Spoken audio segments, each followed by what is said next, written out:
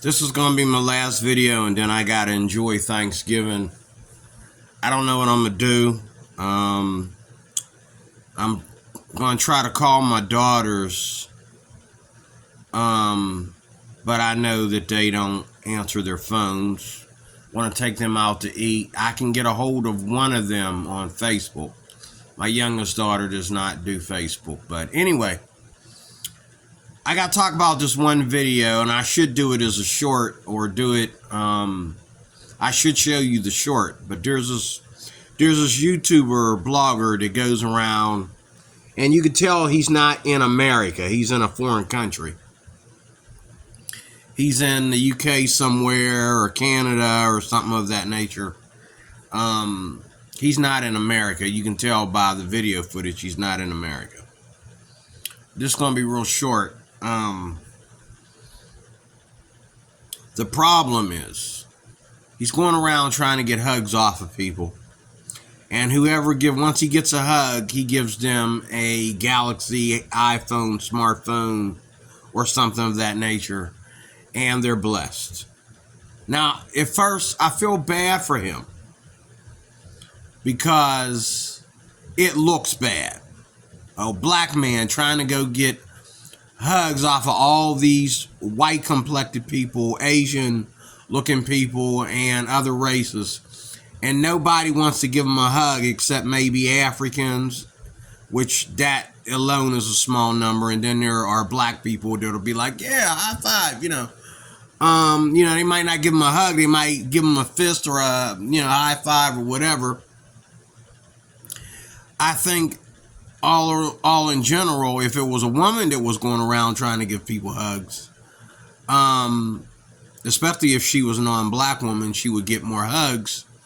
And if she was a black woman, she would get more hugs than a black guy, but she would still be low numbered because she's black. Now, this proves that people have an issue with black people.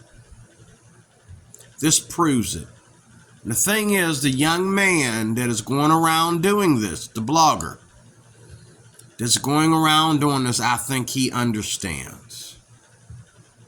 But it's a lot of other people that don't understand. You cannot do anything about that bad reputation that we have as black people. We have a bad reputation because of our culture, what we call black culture today, compared to what they called black culture, 50 years or more ago. Okay? We have a bad reputation because of television. We have a bad reputation because of, these sanctuary cities where every week, stuff is destroyed over riots and gang activity and young black people fighting in school and you name it. In a town that I'm getting ready to relocate to, there's only one problem in the city, is that everybody's getting along in school except the black kids. So the black kids get together and they meet at McDonald's and they fight. And the police show up and they get arrested. Matter of fact, it happens so often that the police have surveillance the outside of the McDonald's, and they're hiding in lurking spaces for these kids to come and fight so they can come and break it up. But other than that, the town's a good town. It's not the town. It's the kids. Like the place where I'm getting ready to relocate to, everybody is different. Even black people are different. But yet they got that one element. And that is that wherever black people assemble, there's going to be issues, especially if they're kids. If they're young teenagers, if they're 20 and under, and they assemble, there's going to be problems. Okay? But this young man's going around in the UK somewhere trying to get hugs. off of people. And most of the people look at him like he's getting ready to rob them, like he's being a pervert. All the women are looking at him like he's being a pervert. The two Asian girls really broke my heart because they looked at him like, what the F?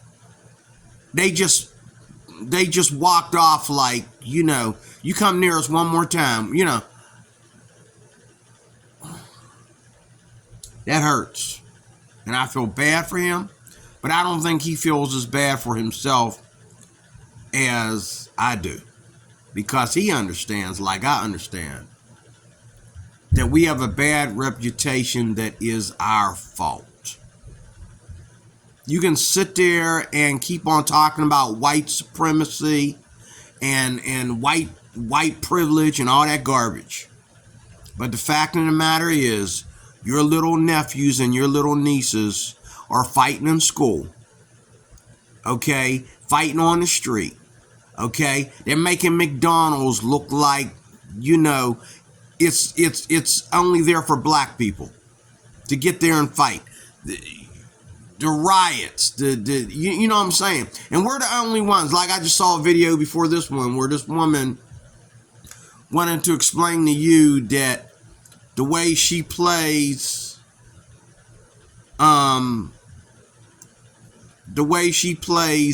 this bass goes all the way back to Africa.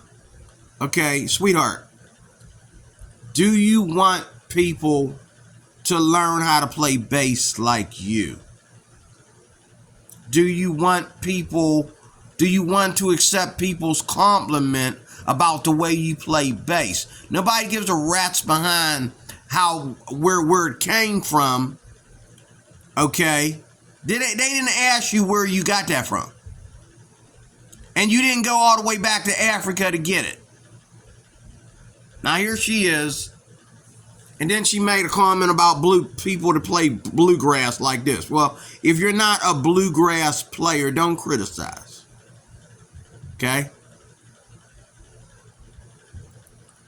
But this poor guy going around, he's not a poor guy. He knows what he's doing.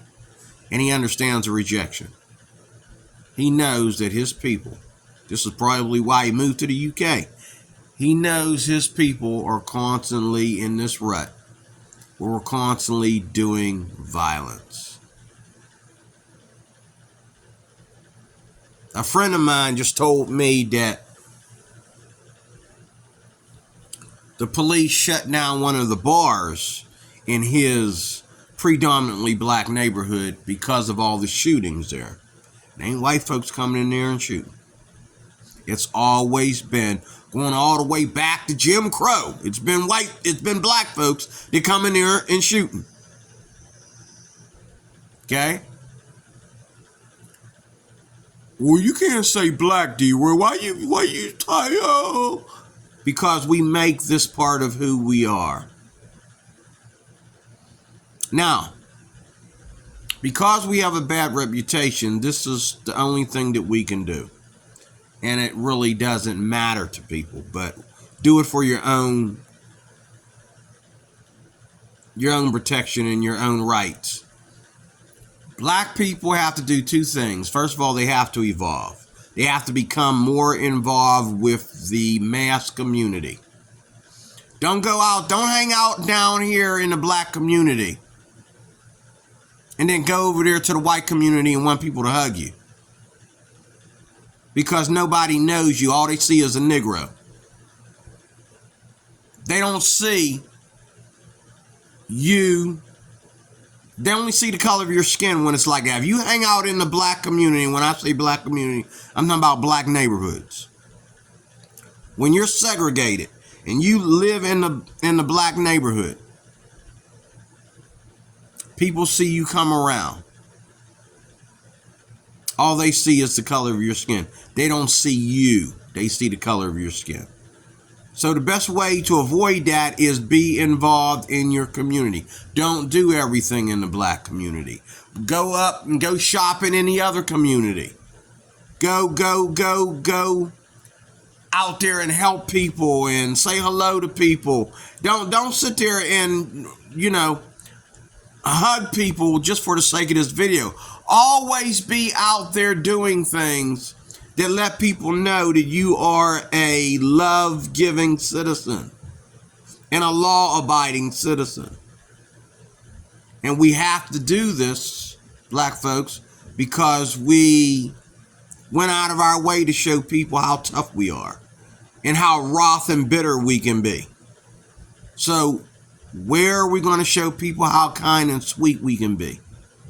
Who wants to hug a thug? Oh, wait a minute. You've been thugging our streets all this time and now you want to hug. That's what these Asian women are seeing. That's what these white folks are seeing. That's what even these Indian people are seeing. Every day of my life, there's people of other races that look at me and they wonder what my problem is. Now, I gotta admit, I'm not, I'm not bragging, but the way I carry myself, okay, is, first of all, I leave my black at home. Which I don't even have any black at home. All I have at home is what I have at home is Black America. But I leave my black at home either way. Okay? And people have tried to test me. White people are always going to try to test you if you show any signs of education, hard worker, kindness, gentleness, peacefulness. They're going to try to test you. They're going to try to get a response out of you. And if you fail, you go back to being nothing but a N-word because you failed the test. I've had white people come to me and talk to me in subliminal languages, subliminal sentences and stuff. And because I was on the job or because I was trying to get my shopping done or whatever, I knew to keep moving fast and be kind and sweet first. Always be kind and sweet first before you know. And then when I got home, I realized that dude just called me a hood rat. He called me a hood rat. He called me a hood rat. It's okay though. He was trying to test me. He was trying to get a response out of me. Why? Because he figured we got George Floyd, a statue of George Floyd hanging up in various places. George Floyd is a legend.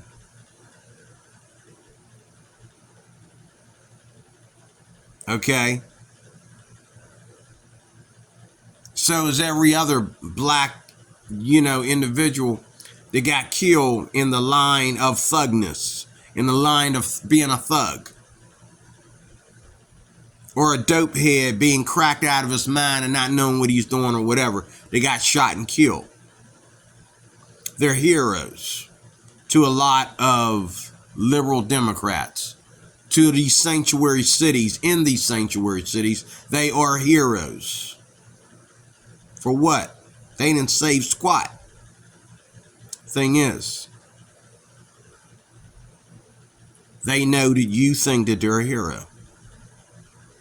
So in their mind, oh, you trying to come up here and act like you sweet. You trying to come up here and act like you need a hug. You trying to come up here and act like you can afford to give me the most expensive iPhone? Even though I know there's a lot of black billionaires and their kids. Yeah, right. Okay, so they're going to test you. They're going to test you. And if you fail, you blow it. That's why I don't question people when they say certain things. Like, please tell me you didn't just call me a hood rat. He didn't come right out and say hood rat. He was like, yeah, like we got hood rats where I live. Okay. We're talking about a critter that we just saw going across the floor. And now you want to tell me you got hood rats out where you live. And I started to say, oh, they living in your house banging your wife? Is that what they doing? But But I held my composure. Oh, your wife likes hood rats. You know, you got a hood rat at home banging your wife for you. Because his wife was really sweet to me. Like she was trying to attach herself to me some kind of way, you know. And then she silenced her husband. She said, stop, just shut up. Just shut up while you're ahead. And thank God, you know, I'm hard of hearing. I didn't hear everything. But then, you know, that's what I do. I put all the syllables together when I got away from them, when they got away from me. I was like, that dude just called me a hood rat. He just called me a hood rat. Son of a bee, he just called me a hood rat, you know. But, you know, I'm careful on the job so I don't lose my job. That I don't go off on everybody. I remember a guy, you know, didn't want to say the N-word, and he didn't want to say that we were black. Black folks, if he don't call you an N-word, if he don't say, oh, it's you black people, okay, he can say you people. If he don't say you N-word, you black people, okay, you cannot accuse him of being racial. Remember, we had a guy. And, you know, one thing about my job is because I'm small and because, you know, we're trained to be the less talkative and the less loud, you know, when we run up on a hostile. And these guys are telling me their story or whatever, and then my partner always wants to come around because I'm small. He wants, like I'm a daggone woman or something. He wants to come around there and be the loudest voice. And so the guy turns around and he says, and you... I even put my hands on the guy and I said, hey, stop what you're doing. Look at me. You're drunk. Okay? They want you to leave. Then my partner came and ruined everything. By saying, man, it's time for you to go. You know. It is time for him to go. No problem with that. But I already spoke to the dude. All I needed was for him to turn around and recognize that we're there. He's got to go. Don't start yelling. Then just the other night, my partner ruined it again. I'm talking to the dude. The dude's getting ready to tell me why he is upset with my employees. And my partner, I can hear him a mile down the hallway. Hey, it's time to go! You know.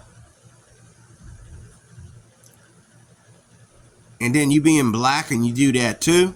And here we go again. And you! I like him, but I don't like you. You know.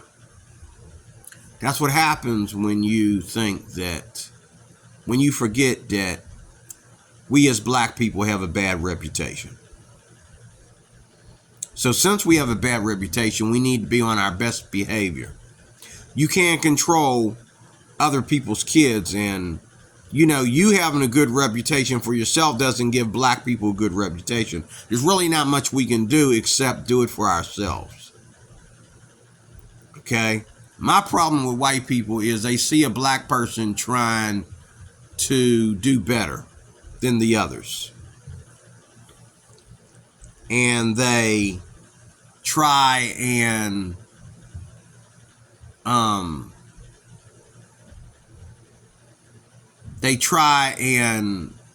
test you. I remember one time I was on the PAP bus and a guy tried to test me. There's two guys talking, and their neighborhood is a little racist, by the way.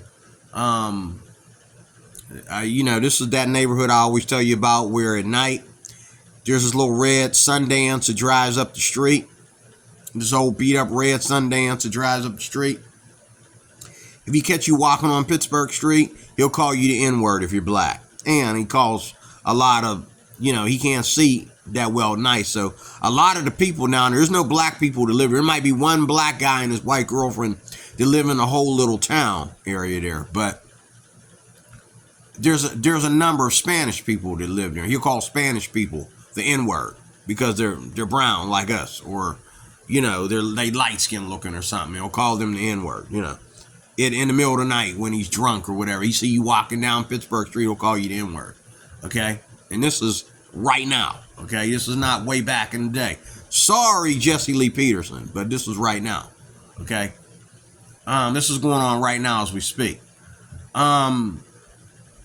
But these guys on the bus, they were, we were agreeing on some things. We were talking and we found out that we knew people. And when the one guy found out that I went to church in this racist neighborhood, I went to Bible study there with a friend of mine every Wednesday night. They stopped and looked at each other like, now he getting real niggerish now, because how does he go to church? He not only does he know this pastor and this pastor, but he going to tell us he goes to Pastor Fry's church? Yeah. Me and Pastor Fry were good friends. And they just stopped and got quiet on me. Now that right there might be real racism. I don't know. But they refused to believe that I knew what I was talking about. And they got quiet on me. Okay? They got quiet on me.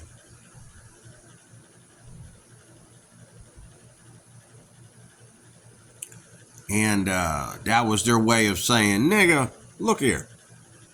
But the truth of the matter is, obviously, I knew Pastor Fry better than one of them. Because I knew him for years. On and off, I went to his Bible studies on Wednesdays. And the people there treated me like gold, except for his sons and daughters. He lived somewhere else before he had moved to this little racist neighborhood and put his church there. And he also he had a house right up the street from the church. But his sons and daughters, I don't know, they were very, very, very, very distant from me. You know what I mean? Even though me and Pastor Fry were really close, his sons and daughters were very distant from me, and I tried to be friendly with them, but and then one lady came in there one day when I was serving food. I had condom gloves on and everything. And she made me stop. She told him to have me stop serving food. And that bothered me. But then again, she was one of my friends. And there was another lady there that didn't know me that said something. So I didn't know what was going on. But I think what happened was somebody had made a comment in that church while I was serving food. And she asked me to stop serving food because they thought that I was a hired hand. They hired a slave to come in there and serve food or something. They made a funny comment or something. She said, please stop serving. She didn't think that was funny. I believe that's what happened. Somebody made a comment about me being a hired hand. No, I was helping the ladies out. Because I don't know anybody there but the ladies that attend the Bible study. So at this special meeting, I didn't know anybody. And so instead of standing over there in the corner being isolated from everybody, I figured I'd help out. And they asked me to stop. And finally, I had to go over there like I thought I was going to be and hang out by myself. And finally, the announcement had happened and we could all go home. But these are the measures that I've taken to appreciate American culture and appreciate white people. Everywhere I go where I have, problems with white people, I have better white people around me that are better white people. It's never a case where everybody hates me and don't nobody like me. It's never been that way since I was a child. There's always been at least one or two in the crowd that want to act up because a black man is on deck or a black kid is on deck, whatever. And then the rest are like acting dumb about it. That's my only problem. Like, don't act dumb about it If you're going to condemn racism, start with your family. If you're going to condemn racism, start with your church. Okay? And I know a guy that did that when I was in Job Corps. And oh boy, you talk about racism. Oh, that town was racist. That town was racist.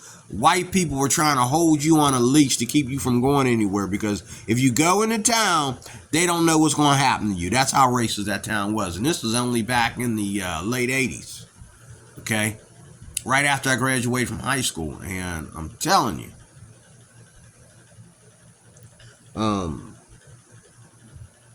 My God. But there's this Assembly of God church there, and this white man there had purposely reached out to our center, and he had purposely reached out to black people in the neighborhood because he came from a history, whether he'd been there, whether it was in that town or a town that he lived in before there. He came from a history of fighting with black folks and black folks fighting with white folks. He came from that history of the aftermath of Jim Crow and you know, the civil rights movement and all that kind of stuff.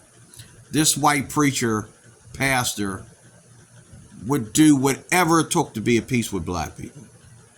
And the only black people that went to his church were the black people from the Job Corps Center. Other black people in the neighborhood wouldn't go. But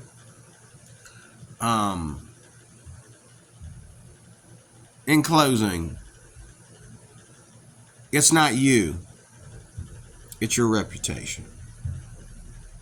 Black folks. It's not you that people are really racist about. It's your reputation. It's not you that people are really racist about. It's your reputation. And sometimes, you know, you can just tell white people, look, I'm not going to rob you. Look, I'm new in town. I'm just trying to make friends. I'm just trying to check the social level in this town. Okay? You know, now this guy was walking around and doing like this. But if he had just went to people and said, no strings attached, can I get a hug? You know, maybe it would have been different, but he just walking around with his arms open wanting somebody to hug him. Like a little boy wanting somebody to pick him up or something. Like, you know, and he suffered for it, you know, but he didn't think he suffered for it because he keeps continuing to do this. He understands the atmosphere. He understands the history. And that's what I like about the kid, because you can tell he understands. But a lot of y'all don't understand, and y'all would rather be isolated. Y'all would rather be segregated.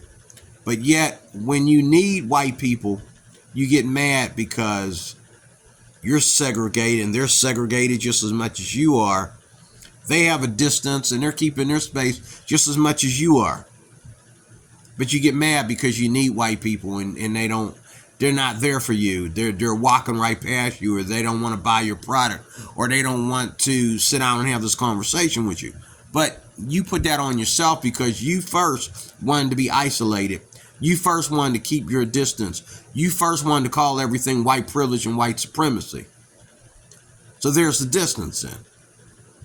So you shouldn't care if white people care or not, if you're going to have a distance. I don't have a distance between me and white people. The only distance that's between me and white people is a white man's racist behavior around me. I will run so I don't shoot the bastard. Okay? But the thing is, I'm an American. I got no country to go back to. It ain't Africa. My mama ain't calling me from Africa. Your mommy, your daddy, your little sister or whatever. Most of y'all, ain't nobody calling you from Africa. They don't know you in Africa. When you walk into Africa, they see a Negro. They see a black man, a black woman. They see that weave. They see them tattoos. They see you with your little super cut and your little waves in your hair and all that stuff. They know you ain't African. They know you ain't Africans, because Africans are more like, hillbilly black people, or hillbilly bush people, or whatever. Hillbilly people on the island, or whatever. They are not black people. We don't get wet. We don't get dirty. We don't breathe the fresh air. We don't go to the mountains. We don't jump in the bottom and sea. If the only way a black man does anything is if he joins the military. And some of them guys been in the sea. They been up in the mountains. Who wouldn't with an M16 strapped to you? But I'm just saying, white people are important. White people are the better beer. They are the more expensive wine. Oh, that's the best illustration. I'm keeping that. That's the best illustration I've ever had yet. It's not that the wine tastes good just because it's expensive. And some of the best beer is the nastiest beer you ever want to put in your mouth. But the point is, they are the more expensive wine. They are the better beer.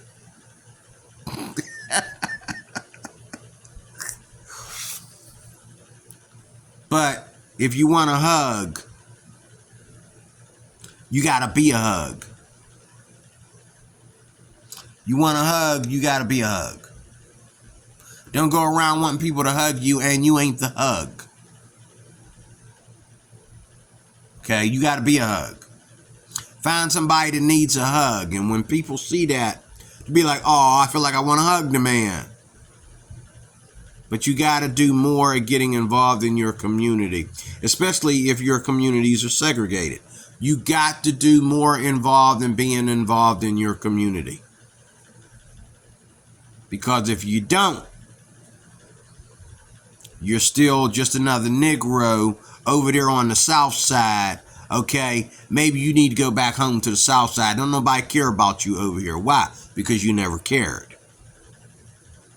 So why do we care? When you, not me, you got that bad reputation, bro. What you gonna do about that, black folks? You got that bad reputation. Because everybody, when they see a black man and a black woman, they see a black woman, they looking for about 11 kids.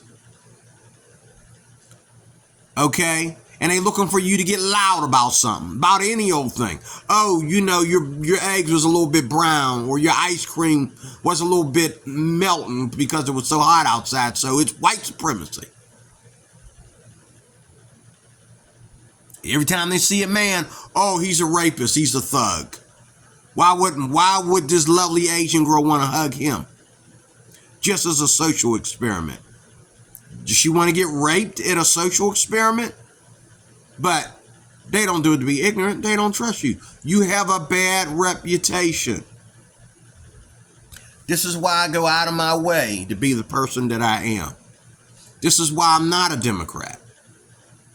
Because the Democrat Party does not help me escape the BS, okay, of having a bad reputation.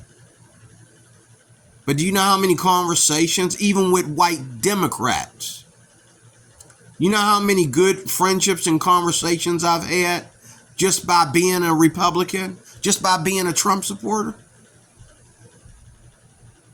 Even white Democrats salute me. They'd be like, hold up, I'll see you later, man. I want to talk to this guy. And they want to know why. And they shake their head like he's got a good point. So he feels like I need to be a Republican. But he's okay with being a Democrat because whether he's Democrat or Republican, he's white. But for me to fit in, it's better off if I'm more conservative, if I'm going to fit in with the rest of society. And that is my goal. When people know that I am a Republican, they know that I'm trying to fit in with the general society. They know that. And black folks, when they find out I'm a Republican, they think I'm trying to be special. I'm trying to be better than black people. I'm trying to be racist towards black people. And I'm like, okay, I'm allowed to be racist if I want to. Black people are allowed to be racist. White people are allowed to be racist. Who said we can't be racist? How can you stop somebody from being racist? Okay, you call me a racist. Okay. I'll buy that. Why? Because if you was walking in the straight and narrow, you wouldn't be calling me no racist. Just because you disagree with me about some things. Especially to you. How are we having this conversation if I'm a racist?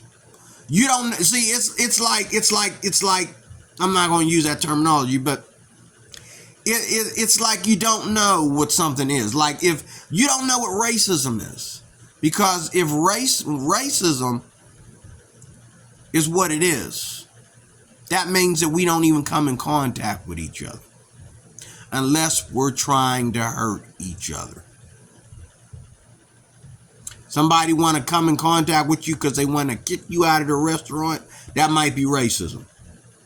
But somebody wanting to debate with you about something on the street is not racism, because if you are a racist, that means you already win the debate. End of discussion, there is nothing to talk about. But people wanting to talk with you and argue with you, not racism. They're trying to learn just like you're trying to learn, if you were trying to learn it all. God bless you. I am D-Roy Cruz. This went longer than what I expected. Got long-winded there. Thank you for watching. Talk to you later with more.